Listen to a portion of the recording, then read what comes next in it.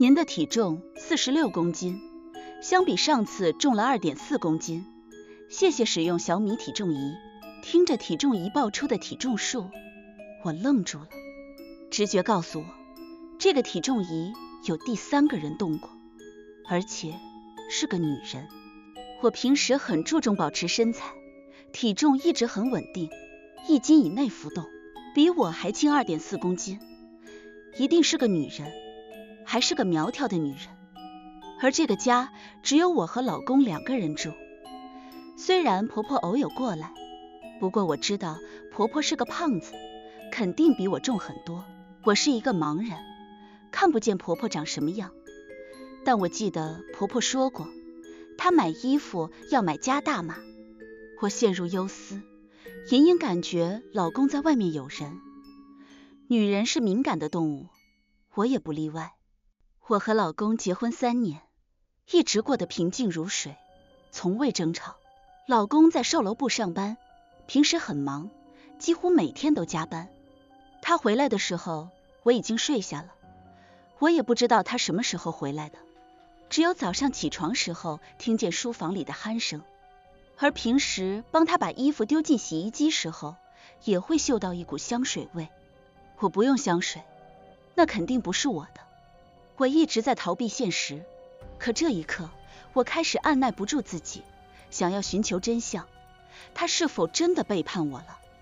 带着这种沉重的心情，我戴上墨镜，拿着导盲棒出门了。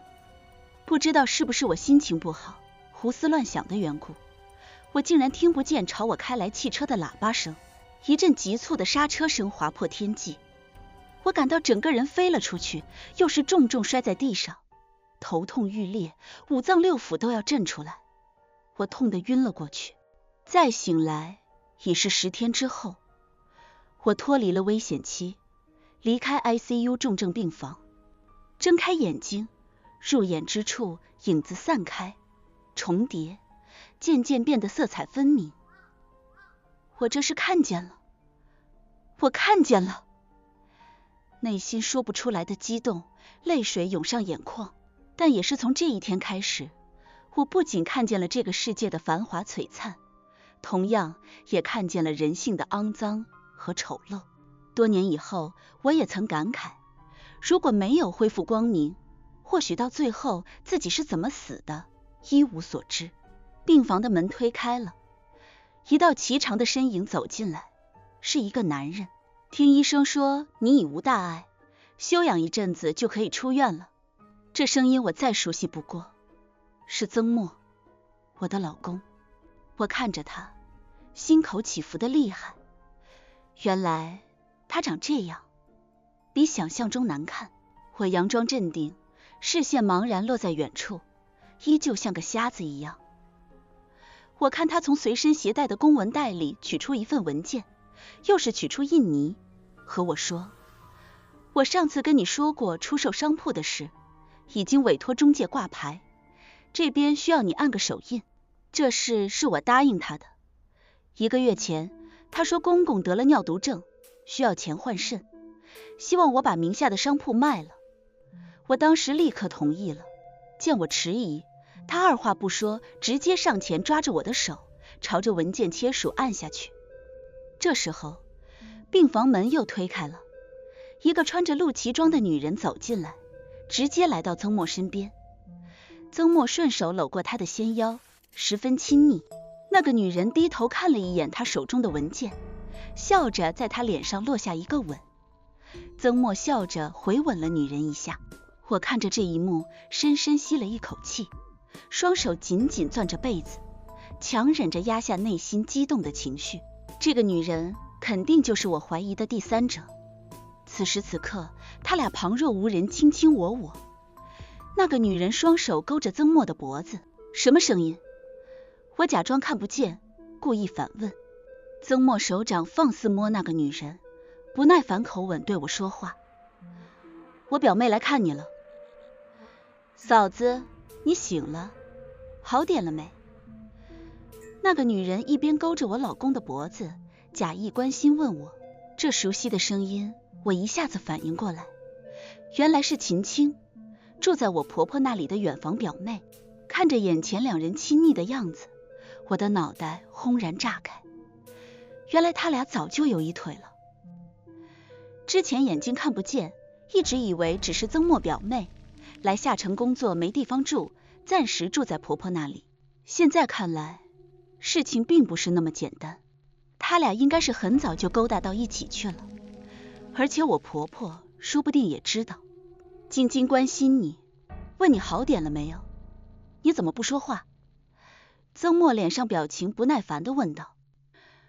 我回过神，强制住内心的火焰，一如往常温柔地回应：我已经好了很多，对不起，刚才想事情走神了。曾默将文件收回公文袋，理了理领带，继续对我说：我该去上班了，商铺一旦有买家看上，我们就去房管局交易过户。这么急吗？万一买家砍价呢？我故意反问，心里头已经不想卖商铺给我那个公公治病了。砍价也得卖啊，我爸那病等不及了，需要快点动手术。曾默的口吻很坚定，又带着一丝急躁，我听得出他对我的犹豫不定很不满意。好吧，你去忙吧，有买家再跟我说。我只能先温柔地安抚他。曾默见我示弱，对我翻了个白眼，又是搂过一旁的秦青亲吻了一下。我感到一阵恶心，从未想过自己深爱的男人，信任到骨子底的老公，平时对我竟然是这样一副嘴脸。我的确是个瞎子，不仅眼睛瞎，心也瞎了。难怪阿元跟我说我就是个缺心眼的主，我真是缺到姥姥家了。这时候秦青笑着对我说：嫂子，我也该去上班了，正好蹭表哥的车走，下次再来看你，也祝嫂子早日康复。说完，两人搂着离开了。直到确定两人走远了，我下了床。虽然身体还很虚弱，但是我还有更重要的事要做。我吃力脱掉病号服，换了一身衣裳，戴着墨镜，把导盲杖当成拐杖，一拐一拐离开医院。第一件事，我便是驱车前往家中。我知道这个时候家中不会有人，我很想看看和曾默住了3年的家到底是什么样子。回到家中，北欧简约风的装修风格和自己想象中一样，很干净。这套房子现在是我和曾默一起月供，月供6800，扣除他的公积金2600，其剩下的4200都是靠我在影视城兼职配音赚钱供的。首付是爸爸生前出的，爸爸1年前心脏病去世了，留下一套中心城区的学区房，还有一家商铺。那家商铺便是曾默现在准备售出，然后拿去给公公治病。我走到酒柜跟前，伸手取下上面摆放的相框。相框里表的照片是曾默搂着秦青在海边拍下的，照片上的2个人笑得十分甜蜜灿烂。可这深深刺痛了我的眼睛，这一刻我的心情接近崩溃。我一直在安慰自己忍住，将相框重新放回去。我很快又在沙发后的墙面上看见了他们俩的婚纱照，热闹喜庆的中国风婚纱照。秦青那个贱人，穿着大红色的旗袍，坐在曾默腿上，她好像就是这个屋子的女主人一样。而我呢？我又是谁？他们就是欺负我看不见，欺负我是个瞎子，这么明目张胆在我的婚房挂满他们的婚纱照，将我视为无物。我努力平复自己的心情，强忍着泪水走进书房。这套房子是3室1厅，平时我睡在主卧，次卧是空的，一直想着等我怀孕了拿来做宝宝房，然而一直没怀上。而曾默大部分睡在书房，书房很整齐，书架上没有几本书。我随意翻了一下，最后手指停顿在一叠文件上。我伸手取出那叠文件，开始细细翻看。我的眼睛是12岁时候因为意外瞎的，在这之前我是识字的。第一份文件竟然是我爸的保单，保单金额是50万，而保单受益人是我和曾默。我查看了一下保单购买日期，竟然是我和曾默结婚之后的1个月。现在想来，曾默真是一个可怕的人，和我才结婚就给我爸买保单，但因为爸爸有心脏病的缘故，最后赔偿并不多。看了一下下面的单据，只报了3万块钱。至于这3万块钱，我根本不知情，从未收过这笔钱，曾默更是从未提及。接着往下看，发现还有我的保单，受益人是曾默。我莫名感到一股子凉意，这是诅咒我早点死吗？我放下这叠文件，拉开抽屉，里头躺着一封牛皮纸文档袋。我打开文档袋，从里面抽出文件，刹那间震惊了，一份离婚协议书。仔细看着，最后落款处他已经签名了，而我也按了手印。我不知道是何时按的手印，应该是稀里糊涂的吧。在我还是个瞎子时候，曾默偶尔会让我在一些文件上按手印，而我十分信任他，很少过问。看来他早就计划好和我离婚了，而现在迟迟没有通知我离婚的事情，肯定有原因。那是为了什么？我的钱吗？这时候，桌上的一瓶药吸引了我的注意。我拿起药罐看了一眼，竟然是避孕药。回想起每次和曾默同房之后，他总会让我吃药，还说是叶酸有利于怀孕。现在想来，应该不是叶酸，而是避孕药。他早就计划好和我离婚，也从未想过让我怀上他的孩子。我突然感到一阵悲凉。这3年，因为怀不上，我一直觉得愧对于他，为此也经常受到婆婆的冷嘲热讽，讽刺我是不会下蛋的母鸡，白瞎了她的好儿子。我合上抽屉，离开了家，在一家咖啡屋约到了阿元。阿元是我从小到大的男闺蜜，几乎是无话不谈那种。你傻啊，曾默肯定是为了钱才迟迟不提离婚。阿元劈头盖脸骂我，我听得难受，虽然也猜到了，只是不愿意承认这残忍的现实。深爱的人从未爱过我，甚至想要谋划我的财产。阿元，我一定不会让他们得逞的。我让你带的东西带来了吗？拿去。阿元丢出一小袋东西，里头是录音笔和窃听器，都是好东西，进口的。谢谢你，阿元，我发现你比小时候帅多了。我认识阿元的时候，他每天挂着鼻涕虫，再后来我瞎了，看不见了。想不到这一晃10年过去了，他长成高大的帅小伙，眼睛看得见就是不一样，不瞎了。阿元朝着我露出一个迷人的笑容。5天后，我出院了。出院时候，曾默和那个婆婆都来了。婆婆说，为了给我接风洗尘，在家里做了一桌子好菜，让我过去吃。这个家指的是我公婆住的那里。我公婆住在我爸留给我的那套学区房里头。曾默家是农村的，公婆在城里没有房子。我和曾默刚结婚时，公婆说要上来，说是要帮我们做饭带孩子。后来他们上来了，曾默又说不希望公婆打扰我和他的2人世界，让我把我爸留给我的学区房借给我公婆住。我想着反正出租给别人住还不如给自己人住，也就答应了。最后结果是也没人给我做饭，而爸爸给我的房子没有收租金，白白给公婆拿去住。走进房子里，我看到了医院里见过的秦青。她作为曾默的远方表妹，也一直住在这里。秦青坐在沙发上，一双腿翘在茶桌上，嗑着瓜子看电视，瓜子皮散落一地，俨然这个家的女主人。以前逢年过节，我也会来这里吃饭，只是每次婆婆都不待见我，因为我一直怀不上孩子的缘故。不过现在我弄清楚了，不是我怀不上，是被曾默那个畜生灌了避孕药。难怪之前我一直月经不调。席间，我坐在曾墨右侧，而秦青坐在他左侧。小鸟依人一样依着曾墨的肩头，曾墨时不时低头亲吻秦青，两个人如胶似漆。曾墨还不忘上下其手，十分恩爱。公公婆婆已经动筷吃饭，习以为常一样。看来他们早已见惯儿子和秦青的恩爱，也默许他们的关系。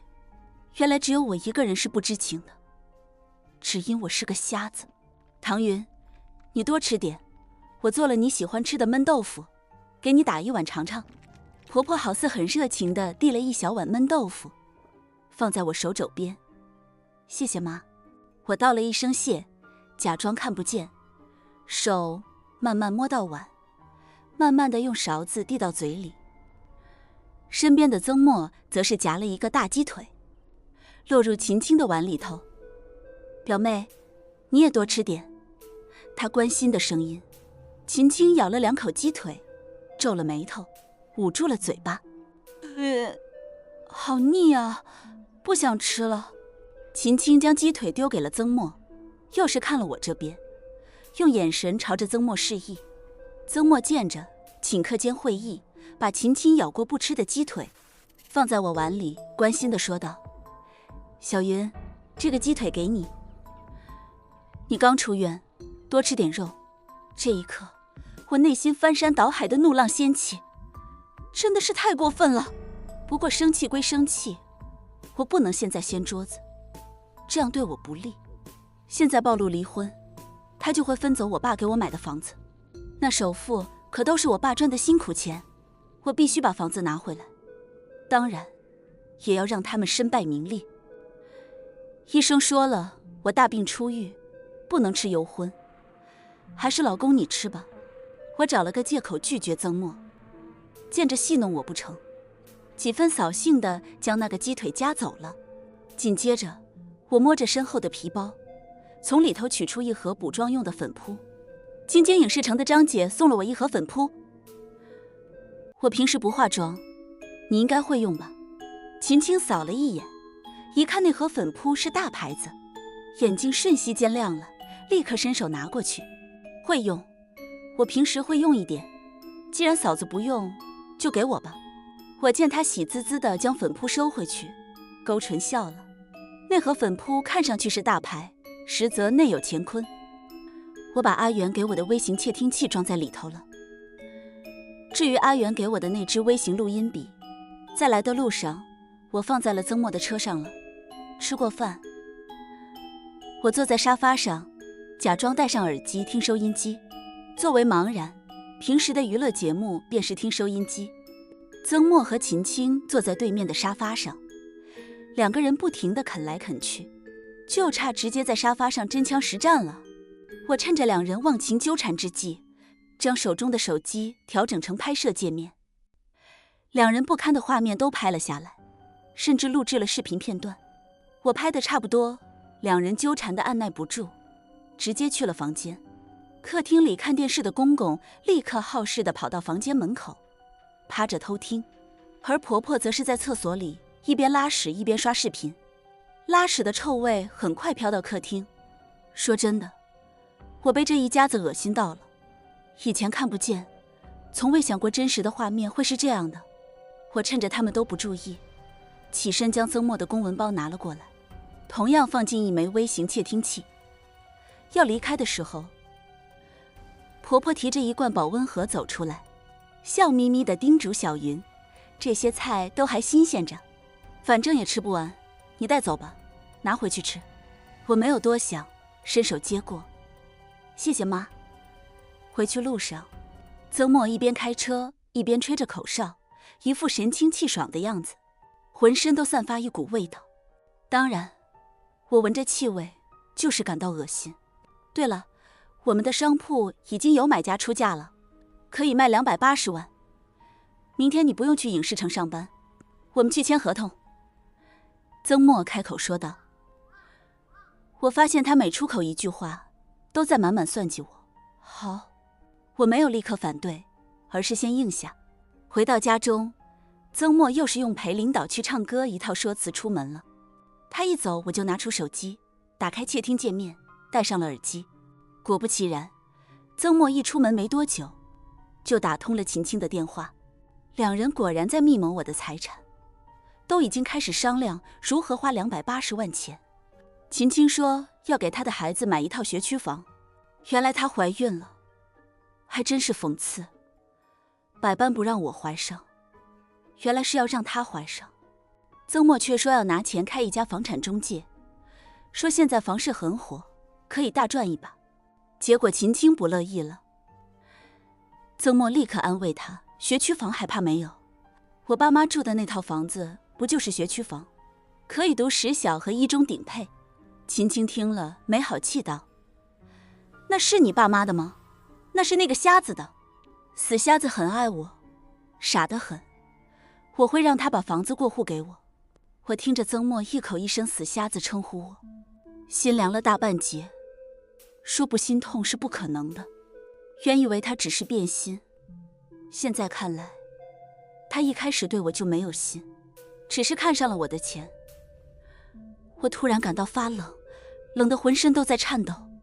真是人心不足蛇吞象，密谋我的商铺还不够，连我爸留给我的那套学区房也惦记上了。明明是我的财产，却搞得好像是他们的一样。两人都已经安排起来了，想方设法掏空我，让我净身出户，好狠的心。现在一想到之前和他睡在一张床上，就恶心到想要呕吐。原以为窃听的内容精彩程度不过如此，后来我很快发现自己大错特错。人性的丑恶远远超乎你的想象。曾默并没有去公婆那里见秦青，而是跑去见他的助理夏文文。原来他除了秦青这个情人，他还和自己的助理纠缠不清。他带着夏文文去山上，那边传来的声音听得让人作呕，而从对话里头听得出来，这个夏文文娇滴滴撒娇，嚷嚷着要曾默娶她，对她负责。曾默哄着夏文文，说什么爱她爱得肝疼，想她想得心在飞，那说情话的本事真是一套一套的。我现在才发现，原来自己从未真正了解曾默。曾默除了在追求我的时候说过情话，婚后就没再说过。原来以为他很正经，没想到竟然那么下流。我切换了手机监听界面，切换到秦青那里。原以为这么晚了，秦青那边应该快睡觉了，却不曾想挖到了更大的料。秦青竟然在酒店和人见面。原来她肚子里怀的孩子并不是曾默的，而是她前男友的。她不停哭诉，要求前男友赶紧离婚娶她，而前男友说自己事业正在上升期，需要岳父家的经济支持，不能离婚和他在一起，还让他等等。秦青哭得更厉害了，哭诉自己的深情。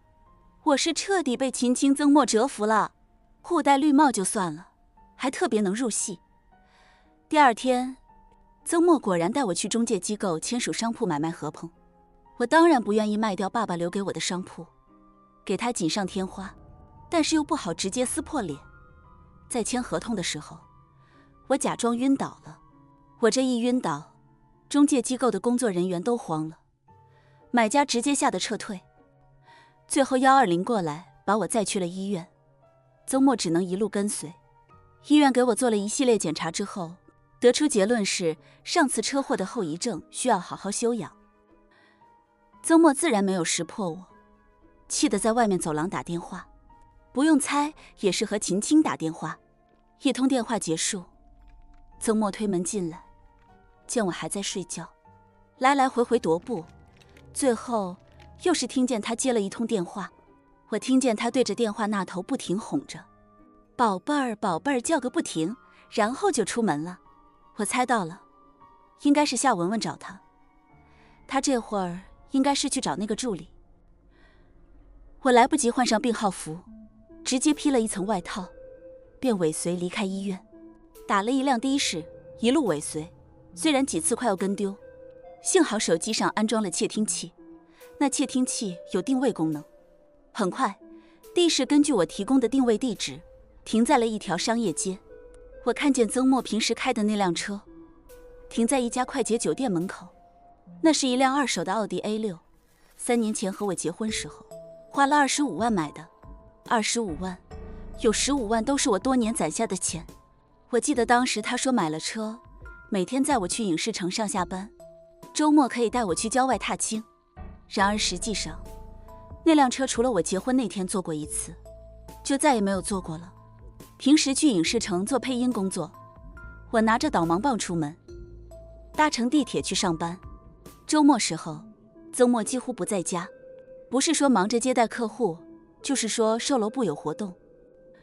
我守在酒店对面的一家奶茶店等候，坐在落地窗那里，一直盯着小旅馆，一边拿出耳机点开窃听的界面，想要听听他和小助理在旅馆里做什么。然而他好像把公文包丢在车上，所以什么都听不见。无奈之下，我只能切换到秦青那里。秦青那边传来的是小孩唱歌拍手的声音，我这才想起来，秦青是一名培训班老师，在培训班教孩子跳舞的。我继续听了一会儿，发现培训班那边好像下课了。秦青和前男友打电话，抱怨前男友的女儿有多么调皮，用把水洒的教室到处都是。我再次吃惊了，原来秦青的前男友女儿就在她的培训班学习。天哪，这要是被那女孩的妈妈知道了，还不气得冲去培训班。一想到这里，我打了电话给阿元，约阿元出来喝奶茶。阿元本就是自由职业者，专门给人做外包服务站维护，很快就出现在我跟前。你找我来，不只是喝奶茶吧？阿元笑眯眯问道。我立刻把秦青的事说了一遍。帮我个忙，我想要那个女孩妈妈的联系方式。阿元听了轻松笑了，不是什么难事，交给我。果然不是难事。第二天一大早，阿元就把秦青前男友老婆的联系方式发给我。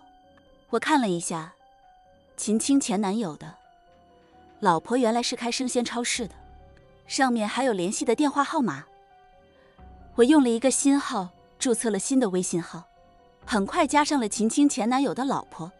那边问我是谁，我没有回答，而是把秦青和她老公做 AI 的音频剪辑发过去，然后又是附上一张阿元发给我的照片。照片上秦青靠在前男友怀里，两人从酒店里走出来。这些东西一发过去，那边的原配不淡定了，一直给我弹语音。然而我并没有接语音，从容地换上一套衣裳，离开了医院，打的前往秦青上班的那所培训班。培训班门口，我找了个偏僻的位置待着。女人的第六感告诉我，这里很快有好戏看。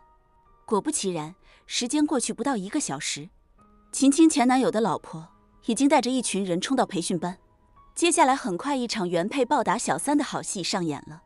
秦青前男友的老婆也不是省油的灯，长得人高马大，十分凶悍，直接把秦青揪着头发拖在地上打，一边打一边骂他勾引学生的男家长。四周围观的人越来越多，不少人拿出手机开始拍。我没有上前，只是远远看了一会儿就离开了。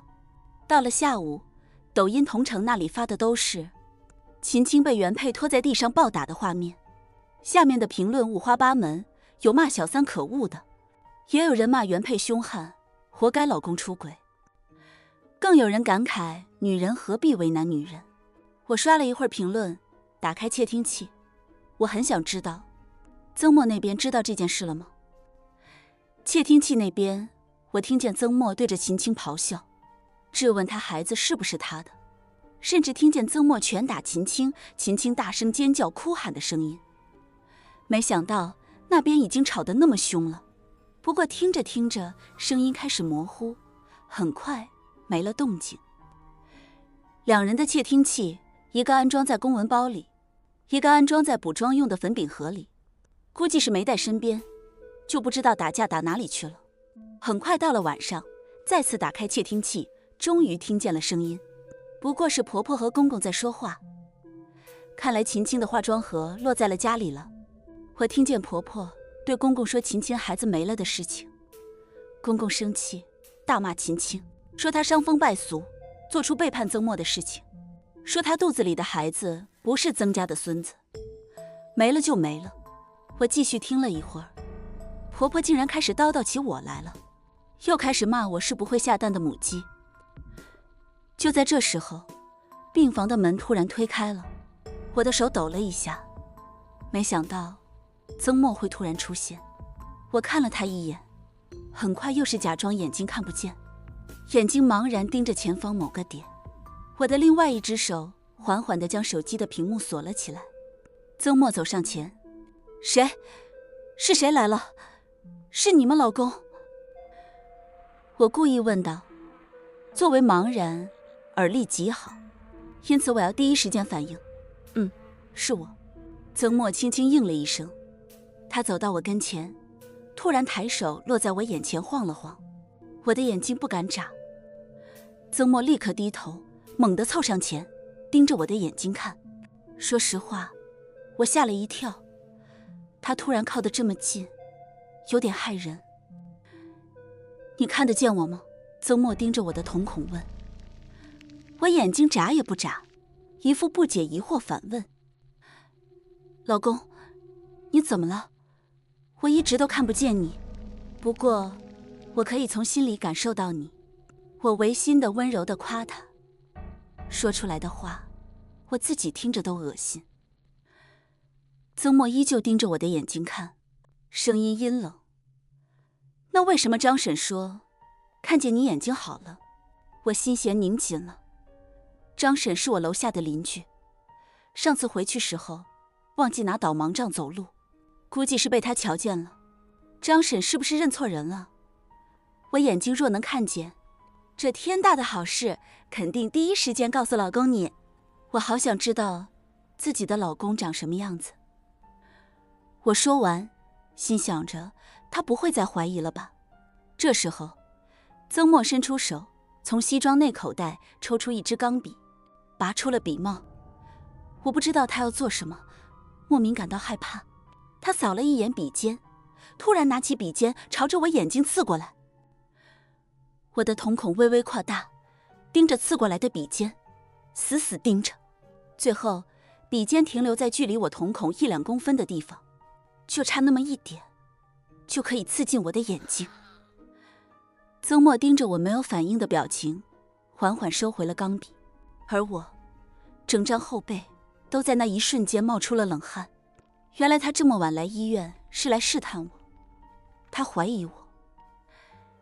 医生说你可以出院了，我来接你回家。他不缓不急的口吻，我鼻息间又是嗅到一股香水味。不过这香水味和之前的不同。我和曾墨回了家，我默默发现墙壁上那张婚纱照都消失不见了，取而代之是一张山水画。看来曾墨和秦青真的闹掰了，而且很彻底，这么快就把所有的照片相框都丢了。老公，你今晚要去应酬吗？我很温柔地试探。不了，今晚我在家里陪你。曾墨来到我身侧，长臂搂过我的肩头，一边低头编辑微信，一边说道：老婆，这周末我报了一个旅行团，缅甸5日游，正好带你出去放松放松。我听了很意外，这是太阳打西边出来了，曾墨竟然要带我出去旅游。记得3年前结婚时候，我说要去韩国度蜜月，结果他说工作忙就没去。回想那时候，他结婚第2天就去上班了，连婚假都没用。那时候我还和阿元说他很敬业。现在想来，自己真是太天真了。老公，你现在不是很忙吗？现在出去旅游会不会不是时候？我试探反问。没事的，我最近的几个项目都很顺利。他又是继续说道。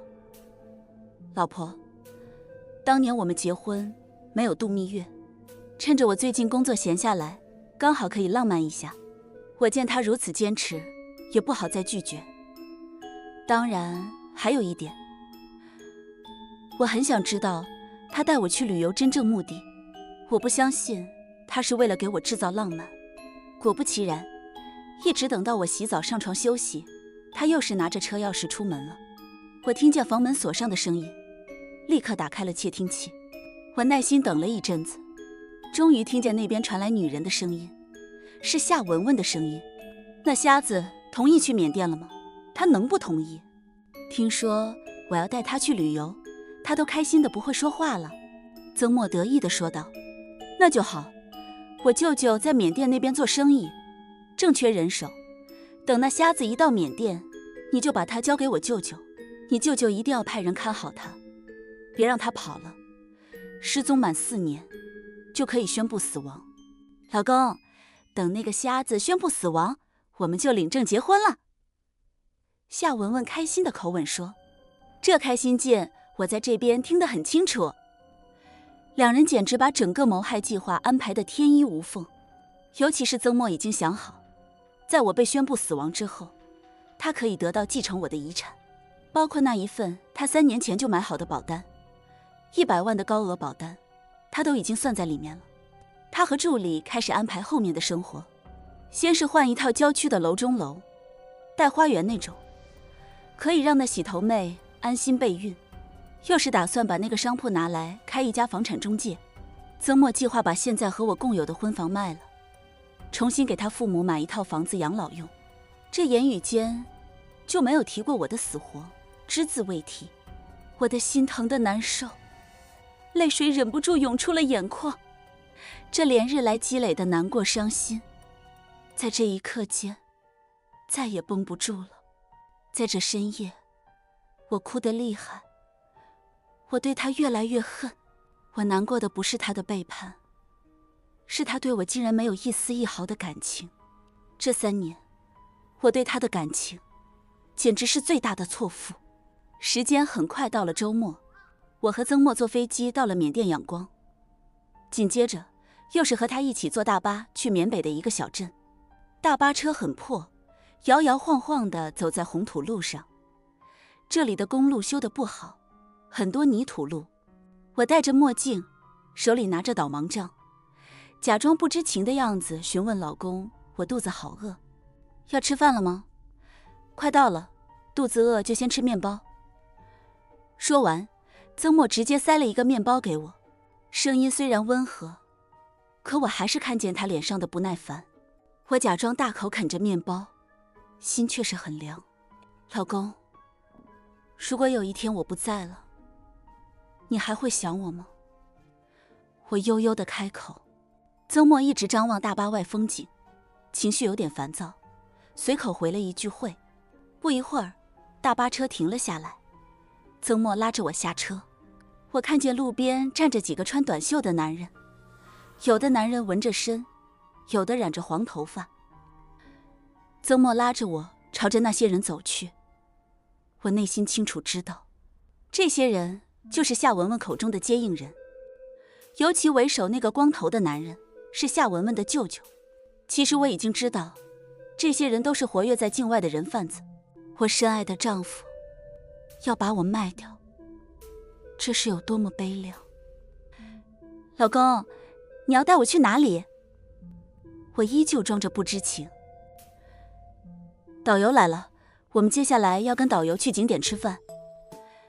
曾默一本正经撒谎，其实他已经和那个光头男接应上了，两个人很快站到一旁攀谈什么。紧接着，光头男又是拿了一个袋子给他，我猜那个袋子里是钱，但我不知道多少钱。事实证明我猜对了。后来我跟着那个光头男回去了。很快，缅甸的警察顺着我身上的定位器追来了。那些人很快都被抓起来，而我则被送回中国。这些犯罪分子能够这么快入网，多亏了阿元一路相随，一路和警察大使馆保持联系。原来夏文文的舅舅是一个长期盘踞在境外的犯罪团伙，因为我的缘故被当场抓获。